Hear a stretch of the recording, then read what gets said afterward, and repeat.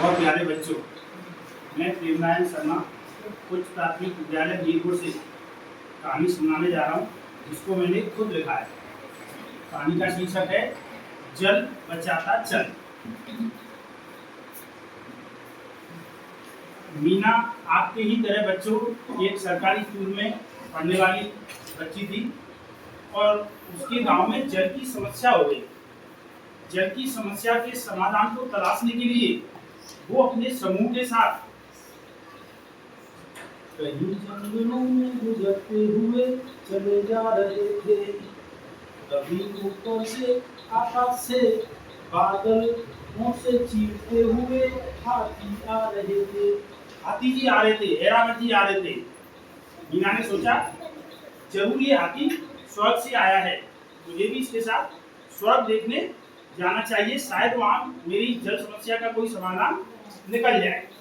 हाथी जंगल में इधर उधर घूमा और जैसे ही उड़ने को हुआ, मीना हाथी की पूंछ से लटक गई। चली जा रही थी वो डरती हुई, अनुमान 40 पड़ती हुई। डर सबको लगता है, गला सबका सूखता है, लेकिन ये सोचकर कि डर के आगे ही जीते, मीना चली जा रही थी। चलते चलते मीना स्वर्ग में पहुंच गई। वहां उसने देखा कि इंद्रदेव का दरबार लगा हुआ है। इंद्रदेव वर्षा के राजा हैं। जैसे ही इंद्रदेव ने मीना को देखा, वो उसके मन की बात समझ गए। उन्होंने मीना को अपने पास बुलाया और जल समस्या के समाधान के लिए गुरु मंत्र दिए। मीना समझ गई कि अब उसे क्या करना है। मीना ने इंद्रदेव को धन्यवाद कहा और जैसे ही हाथी दूसरे दिन सुबह फिर नीचे आने के लिए हुआ, मीना फिर उसकी पूंछ को पकड़ के लटक गई और नीचे आ गई। नीचे आकर मीना ने अपनी एक टोली बनाई और गांव में जल जागरूकता अभियान चलाया, ऐसा गीत गाते हुए जो कि प्रेरणा गीत है। चांदी सा चमकता ये नदिया का पानी, पानी की हर एक बूंद देती जिंदगानी। ओहो अंबर से बरसे जमीन पर गिरे, नीर के बिना तो भैया काम ना चले। तो क्या करना है मीना से बाकी जो गांव वाले थे उन्होंने पूछा कि क्या करना है, क्या करे ना। तो मीना बोली कचरे से जल को बचाता चल, पेड़ों को लगाता चल, पेड़ों के साथ साथ तू धरती पर स्वच्छता फैलाता चल।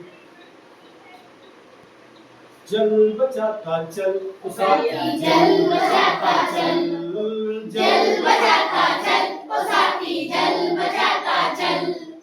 मीना के इस प्रेरणा भरे गीत को सुनकर गांव वाले जागरूक हुए।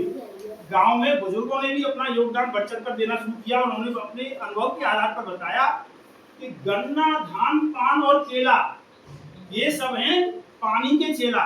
तो ऐसी फसलें मत उगाओ जिनको ज्यादा पानी की जरूरत पड़ती है। गांव वाले मीना की बात समझ गए। उन्होंने कचरा फैलाना बंद कर दिया, कचरा कूड़ेदान में इकट्ठा करना शुरू कर दिया, छोटे छोटे तालाब खोदकर वहां पानी इकट्ठा करना शुरू कर दिया और धरती के जल के रक्षक वृक्षों को लगाना शुरू कर दिया। इस तरह गांव में जल की समस्या खत्म हो गई और गांव फिर से हरा भरा हो गया। इस कहानी से हमें क्या शिक्षा मिलती है बच्चों? जल बचाना चाहिए, क्योंकि जल ही जल है तो